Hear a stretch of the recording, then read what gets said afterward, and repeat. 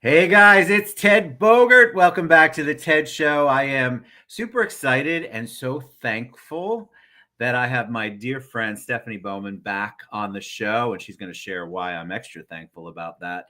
She is the queen bee at One Heart for Women and Children, and they have a lot going on with that organization, which she's going to share about. And then she just went through some personal stuff, and by personal I mean wow, in the news kind of stuff.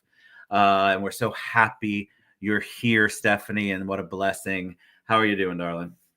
I'm doing so good. I'll tell you. Thank you. I just want to say thank you. I'm really honored and grateful, not only for our friendship, but that you will allow me to come on and just share a little bit, not only about what's happening at One Heart, what could have been so tragic, also with some just amazing, amazing opportunities that we have right now. And we need help. We need help. All right, so let's take a deep dive in a minute. But for those people who don't know about One Heart, tell them a little bit about you and how One Heart came into fruition. Absolutely. So I'm 26 years clean and sober after being homeless and having to forage for food with my children. 8 years after that, started One Heart for Women and Children. We help just as many men as we do women and children. That's always a question people have. But in the beginning, it was really solely for women and children to be able to help get the resources quickly that were needed in times of transition. We grew, each month, each year. We're 16 and a half years later right now. Yeah, it's crazy That's being able to crazy. go from helping 56 women the first month to we helped over 24,000 people last month with food and other resources. 24,000? Yep. Yep. How, like, explain, I guess, and thanks for sharing your personal journey. I always think that's so important for the audience to understand why you're connected to what you do. And so being able to share that and having the courage to share that, I appreciate. Let's go Thank back to 24,000. Where does this tell us about the need? What needs are being met? How does somebody come to One Heart? How are you reaching the 24,000? And then we can also start to dive into what happened and then the capital campaign. Absolutely. So we're all really word of mouth, and if somebody's asking for assistance, there's what we're tagged a lot on social media. If somebody needs food or clothes, or somebody had just relocated to Orlando, Florida, and they have some of those immediate needs. One Heart for Women and Children is there to help them with those immediate needs, and then we get them busy, whoever that person is coming or family coming, into just really asking some of those questions. How did you end up here? Where are you looking to get? Do you need any other resources?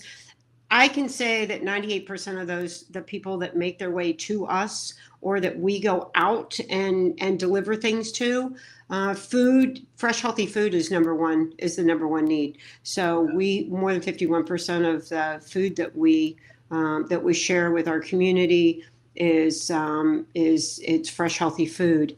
And how, it's like, how do we do that? That when I think of the number, like that number is lower than some of the other people that come and just get some snack items, or somebody that just comes by for the very first time. That's 24,000. Actually, it's a little over 24,000 people that really, really would not have had food on their table for their family or for themselves, if they would not have had the help from One Heart. We don't want to be a forever pantry. We don't want anybody to come to One Heart forever, right? We want to help Right. them transition them to where they are, to where, so they're fully self-supporting again, or whether it's a two-income family that's now just gone from one income, and now it's, do we pay, do I pay my mortgage, or do I buy food?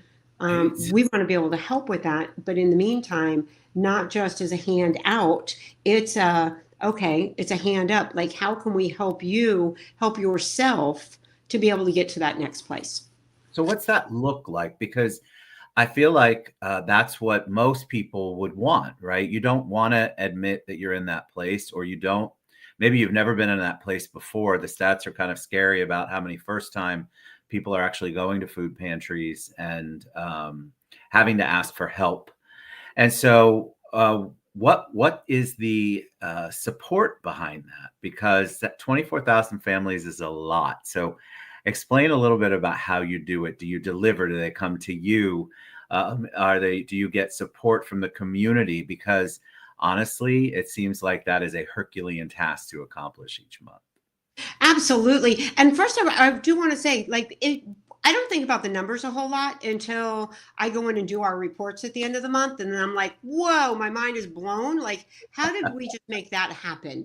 And we Right. make it happen because of our community. So with our community partners, with our donors, we do not have any federal grants. All of our funding comes in, really, most of it comes in through social media and opportunities like this to be able to share, what's happening, what we're doing, how we need support.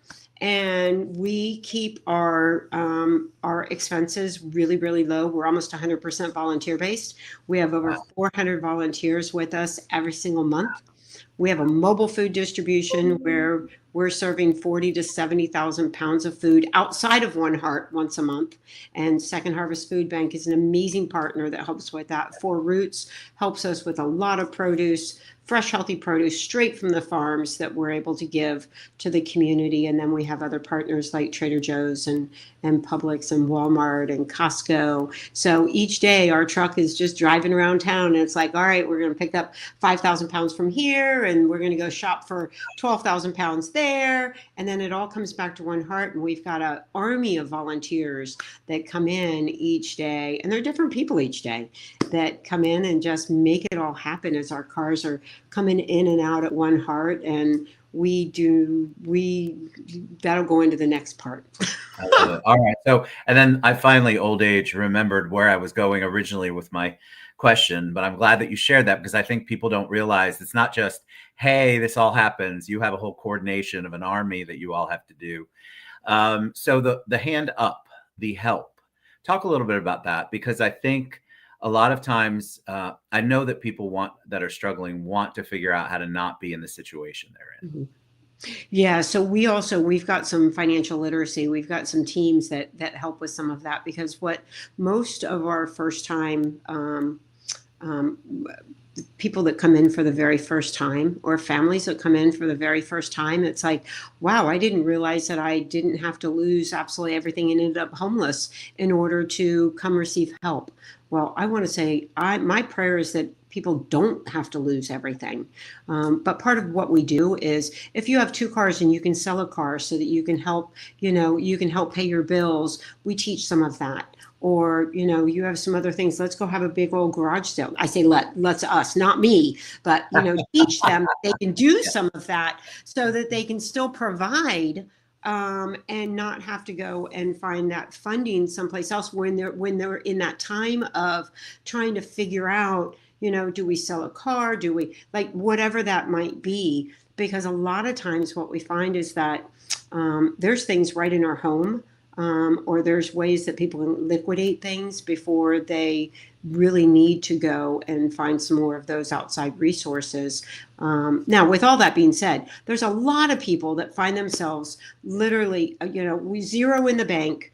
They don't have anything that they can go and they can, sell to be able to help their family. So it's like, where do we go where we don't have to, there's not a lot of red tape. And that's Right. part of why we don't have any federal funding. We want to be able to make decisions with our board of directors, with our team for a family or families or community, as quick as we can. We're great stewards of our dollars too. It's like every dollar that comes in, we make sure that it's going where it needs to go. It's amazing. And that brings me to I'm thinking as you're speaking, I'm thinking, good Lord, what if that accident, which we're going to talk about, had been super tragic? So if you're going to hear the story, you all, and I know you're going to have seen it on the news. I didn't realize it was you until it said there was a caption, and I go, oh my God, that's Stephanie. So tell the people who haven't seen the news or might not put two and two together what happened. Yeah. So Friday, it was noontime. We were serving the community. We had a lot of people coming in and out. We had a lot of food in the front room for anybody that's been to One Heart. During 11 o'clock and 3 o'clock, we're serving a couple hundred cars, a couple hundred families that come to One Heart. We again don't have really the space to do that, although we space those appointment times out and very strategically make all of that happen. I will say we've never had an accident at One Heart until Friday, and Friday it was literally a near death experience. There were four of us that were walking in the front door of One Heart. We had a client who we call our clients, our neighbors and friends. We had a client, he's a long-term client. He's on a fixed income with his wife. They will probably always need assistance from places like One Heart. Thank goodness he had car insurance. He plowed through the front door of One Heart. Like it was a freak accident. He put he did not put the car in park is what happened. He had his foot on the brake. He was talking to his wife. They were making their will that morning, Friday morning, and they pulled into One Heart for food, and they were still in a deep conversation, and he forgot to put it in park, and his foot was on the brake. And one of our volunteers was putting the food boxes in the back of his in the back seat, and he took his foot off of the brake as he turned around. So he didn't even see it happen. He had took his seatbelt off, and he was turned around, and he was helping maneuver some things on the back seat so that they can put a gallon of milk in the back seat. And his foot went off the brake, went on the gas, and went on the gas so fast. We heard somebody, the four of us that were walking in the front door, heard somebody screaming, and the person that was screaming, stop. And so we had all turned around. One of the girls jumped out of the way right in the front doorway. She hit her head on something and then hit the pavement. No broken bones, thank God. There was another girl, the second girl. She was pinned between the door and the truck. And I'll tell you, by the grace of God, like watching the video, it was like somebody pulled her from in between. No broken bones. She's got a sling on, and she's bruised and banged up all the way up her arm. And her arm is what the truck hit, and then she moved it down, and it hit her body. She's no broken bones. Wow. She then landed on top of me. I landed on another girl, and my head was this close to the tires that came through the front door, and his foot was still on the gas. So smoke was all coming in the building. His tires, you could hear the screaming of the tires. At that point, the brakes, the gas, something stuck on the gas pedal. And he had taken his foot off the gas pedal, but it was still doing all of this. Wow. And I was the front tables pinned me on the ground, and I was on top of another girl. And we ended up, again, grace of God, because in the video, like, I don't know how we got out from underneath the table. Maybe adrenaline. I truly believe God. But we were able to move away. I was crawling and then landed on my back. I broke my back and had surgery 7 months ago. And I closed my eyes and just saying a prayer. And then suddenly it was like I came to. There was dust all in the room. The ceiling tiles were coming down. And it was like that moment of clarity. It was like, okay, oh my God, this just happened. Where's my team? Is everybody okay? Was anybody pinned up against the door? And I remember laying on the ground, almost shouting those, it was like all these things spitting out. Grab my phone, call 911, call my husband, call the landlord, and somebody came over and they said, we've got it. We've got you. We've got you. Just rest. Just rest. So I closed my eyes and I was laying. What I didn't know, my team that was looking into part of the front wall that came in. So there was a hole about like this, and my team was looking in to make sure everybody inside was okay. And there were two of us laying there with our eyes closed. And what I heard is my second in command at One Heart screaming, "Oh my God, she can't be dead." And I was like, and I heard that, and I'm like, no, I'm not dead. I'm not dead. I'm not dead. I'm resting. My eyes are closed. There's dust in the room. I'm okay. We're okay. And by then the ambulance got there, and and police officers and fire department and our neighbors. And Ted, what I want to tell you is that, like, I know we have a lot of love in the community for One Heart and my team. I know that without a shadow of a doubt. When I saw 18 police officers, we didn't need 18. When I saw 17 firefighters and 16 paramedics, five ambulances, like, it was crazy to see the amount of love outside as they were taking four of us away in ambulances. It was just, when I say crazy, like, my heart was so full. And of course, as they're taking me out in the ambulance, I was still, wait, you got to do this and you got to do this. Well, of course you were. The police officer said, no, no, no, we got you. We got your team. Your team has this. We have you. Let's get in the ambulance and go. What a blessing, though. Like, I know that had to be incredibly scary on so many levels. You're worried about yourself, obviously, but you're also concerned about everybody involved. And what a blessing. I definitely feel as you're speaking, there was a beautiful wall of protection around you guys. To have no broken bones, that's a miracle. And your head that close, I mean, it just could have gone in such a different, horrible, tragic way. And so I think those are wake-up calls. Those are just a kind reminder of the wonderful love and support that you have, not just here on earth, but you and I are both faith people. But yeah, that's what a blessing. And I'm glad that you shared that, because the media can sometimes not paint it enough. And, until you hear somebody tell their story, you can read it all day long. But when you hear the emotions and the way you describe it and the smells, that brings us all to that place with you. So what a blessing. I mean, a blessing that you shared, and I'm blessed that you're here. Thank you. I do want to share also the driver. The driver is called every single day, checking on us. Like, we're not here to sue him or any of that kind of, any of that kind of stuff. We're all okay. We're all okay. And he had great, he had insurance. We definitely are raising some money we do have some expenses to fix the building, and to buy some of the food that we lost, because we lost over $20,000 worth of food. But in the grand scheme of things, we're all alive. And the driver, I couldn't even imagine being the driver and what he felt. Yeah. I'm sure he continues to feel. Yeah. We pray that he gets past that and forgives himself. All right. So tell us about, you're outgrowing, you're looking for, you have land. Tell us all the good stuff about what's coming up and how we can help. I love it. And thank you for that. Like, my heart just goes pitter patter for this part as well. So somebody's bought some property, and it's not too far from One Heart.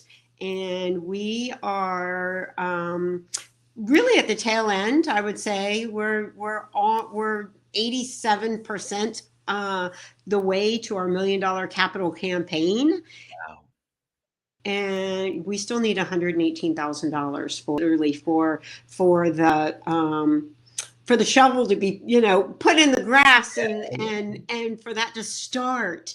So we really, really, really need some help. Again, $118,000, it seems like, oh my gosh, like, that's a large amount of money. Although, what I love is that, every dollar, right? Every dollar helps us to get there. Every $1. And it's funny, I had somebody on the board, they're like, quit saying just every $1, like every $1,000. But the truth be told, some people have $10 a month to be able to share. Some people have more, although each time that we give something to a nonprofit organization that's doing things like One Heart for Women and Children and there's lots of them, right? But every single time, like, every $1 truly does help the mission. It helps further the mission. So $118,000 is what we need. We had somebody that called this morning, and she said, my team, we have a dress down day on Fridays, and we've never thought about, adding a jar, or an envelope where everybody has to donate something. And so they're doing that this Friday. And Yeah, we've had a couple law firms and a couple, other groups that have done that in the past before COVID. But like, there's so many creative ways to be able to help with fundraisers. Yes. And I feel like, because, I do a lot of shows and I'm involved in a lot of organizations I support. And one thing people always ask me is, I don't have necessarily the money. And I go, okay, well, how about the friends you have? How about your circle? How about your boss or your company? And I think we don't think like that. We only think about what we can give. But in reality, it's more than just the check. There's that, and we need that, obviously. We need it to Mhm. make it work. But you could have a friend who's got the wealth or got the connections. And it's all about continuing to connect so that you can bring this to fruition. And that's what I encourage people to do. I'd love for you to donate. I'd love for you to donate more than $1, but I would love for you to donate. But I would also like you to introduce people to Stephanie and introduce them to One Heart so that they can see what they do and the passion that they have and the services that they provide are so critical in the community. And I guarantee you, someone who has utilized that service. You wouldn't think you would, because in our minds, we think people on the street, in a tent.